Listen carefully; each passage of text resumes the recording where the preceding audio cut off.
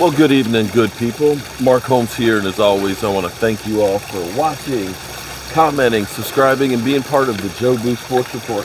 Without you guys, as well as you ladies, you know this literally does not work. Shout out to everybody, because there's some of you out there. There's some of you out there that come hell or high water, no matter what, you're going to be there for my live streams, and I appreciate each and every one of you. For showing up, especially all the lovely ladies in the place with the style and grace. And thank you for, sometimes I will mess up and I'll say Tyron Crawford or Tyrone Smith. And listen, that's my dyslexia.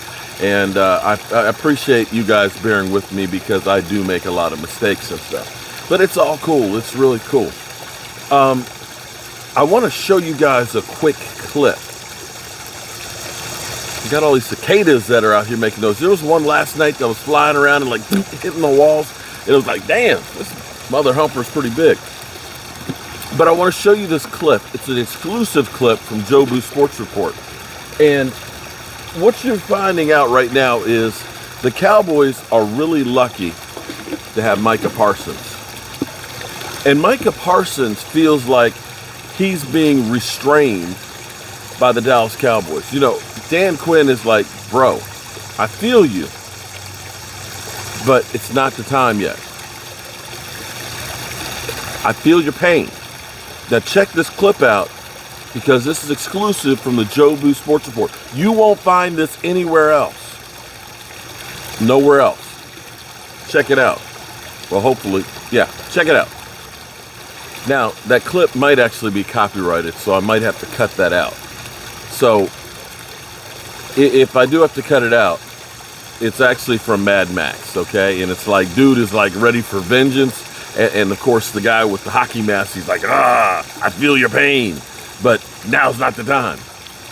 But that's the perfect movie clip to describe what we're getting from Dan Quinn with Micah Parsons. He understands his pain. He understands he's got a guy who's ready to go, just go postal on NFL teams and quarterbacks, and he looks good. But he understands, not yet. This don't count. Now, here's the thing that I think is kind of crazy. Sometimes, I'm trying to remember the saying, but it's better to be lucky than smart or something like that. I'm going to tell you that 2 times now, 2 years in a row, that the Dallas Cowboys may end up just being lucky than being smart. Because now 2 years in a row in the draft, their draft board kind of didn't go the way that they thought. You'll remember, of course, draft night last year when the Cowboys drafted in the first round Ceedee Lamb. You remember how some people were after we made that pick, because the Dallas Cowboys, they thought they had no chance in hell of Ceedee Lamb being there.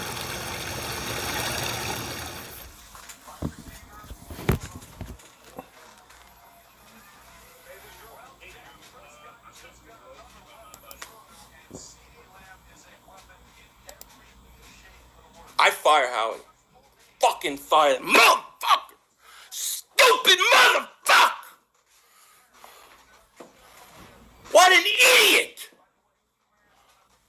What an idiot. Dallas has Amari Cooper and Gallup, but we don't need a receiver. Are you kidding me? I don't want Justin Jefferson. He's ass. He's stupid. I fire his ass. I fire his ass. I mean, Howie's got to be stupid. What are you doing? You just let Dallas take him.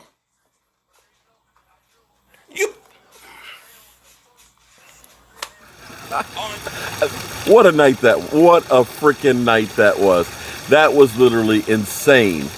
And so was, of course, Philly 500. Philly, I tell you what, man. You should have copyrighted that clip. You should have copyrighted that because literally, everybody uses that. You could have been a rich man, Philly. Just like Jimmy Johnson should have, copyrighted How About Them Cowboys. But in all seriousness here, when you see Ceedee Lamb doing what he did last year, and when you've seen him already this year in training camp where he's like flypaper hands and literally catching everything, and in the limited action we've seen him preseason here, that boy is good. That boy is good. That boy is real good. And you can look at him and say, yeah, he might be the perfect guy to have that number 88 number. And that the Dallas Cowboys, you look at this and say, damn, we have a game changer, a playmaker, an instant impact guy in round one. And that's all you could ask for from a first round pick. And you look at that dynamic that you're going to have with Dak and him, and, barring any injuries, the Dallas Cowboys lucked the F out. Let's be clear. I'm going to be honest with you. They lucked the hell out. I wanted them to go defense. But I don't know that there's anybody on the defensive side that may have been the same impact that you have with the Ceedee Lamb. Enter this year where the Cowboys kind of got lucky.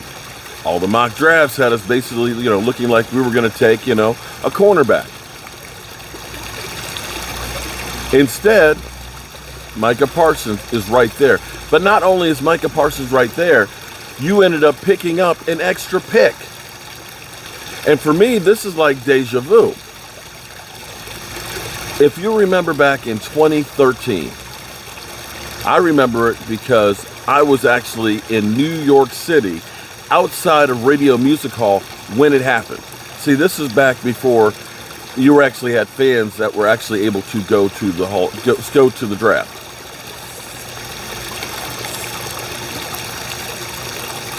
It was crazy because they had only 500 tickets for fans to actually be inside of the draft. There was no draft city or anything else. I'm literally outside of Radio Music Hall, and I'm listening to this on my cell phone, and the Dallas Cowboys traded back with the 49ers to take Travis Frederick and picked up a third-round pick.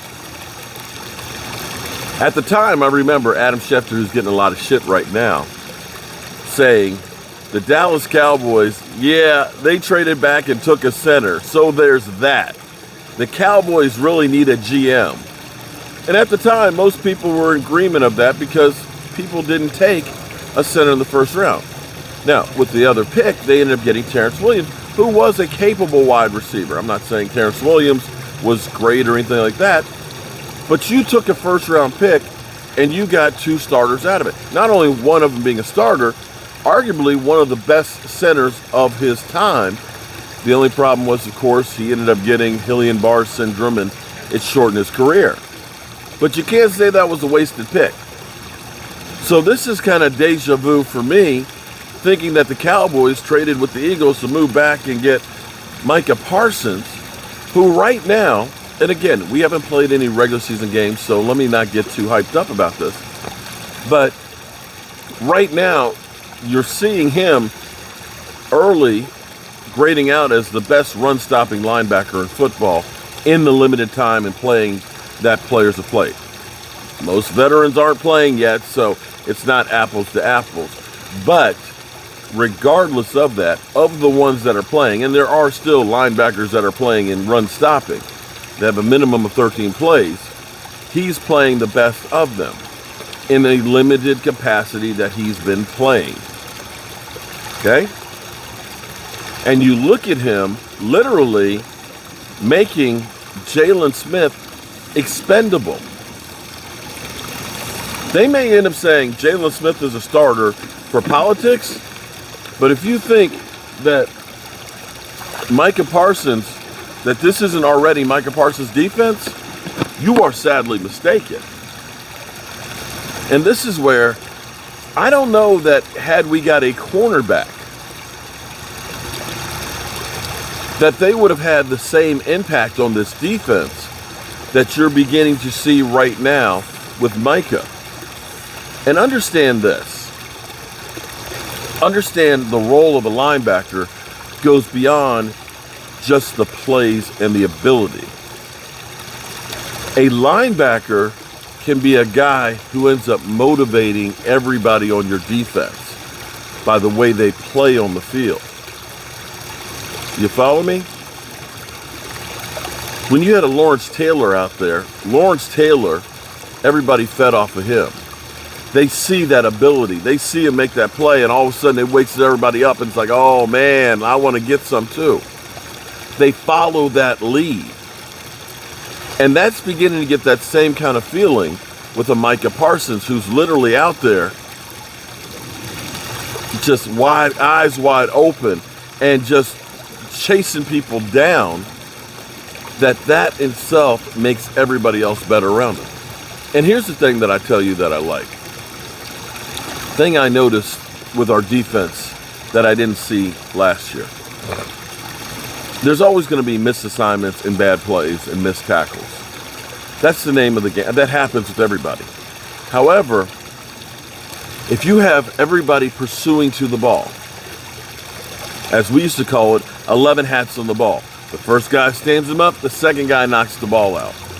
If you have guys that are in pursuit angles, good angles, if you have everybody going to them, you don't have an Odell Beckham who's going 55 yards down the field for a score that breaks your back. He might get 10, 15, maybe 20 yards, but eventually somebody is going to stop them if everybody is pursuing at full speed. That's the thing that I noticed last night, as that defense only gave up 91 yards on the ground. They were pursuing and having great pursuit angles to make sure that the plays didn't go downfield. Now again, it's preseason. I'm not saying they were playing the Tampa Bay offense. They weren't. They were playing the Texans, and the Texans are ass. But you like to see where this is leading to and understand that they're going to get better and better with the more time they play together. And thinking, Micah Parsons, he's already the number one guy there. So, the fishies are fed. It was kind of hot today, but what you can start feeling right now is it's cooling down at night. This is beginning to feel like football weather right now. In fact, there's a little bit of a chill in the air. That lets you know fall is just around the corner. And if fall is around the corner, you know football's right there too. Hope you guys had a great weekend. I appreciate everybody who's been in with those live streams, hanging with us and stuff. We'll be doing another one tomorrow. And apparently, this week we got a full cast too, because we don't play till next Sunday. Next Sunday for our final.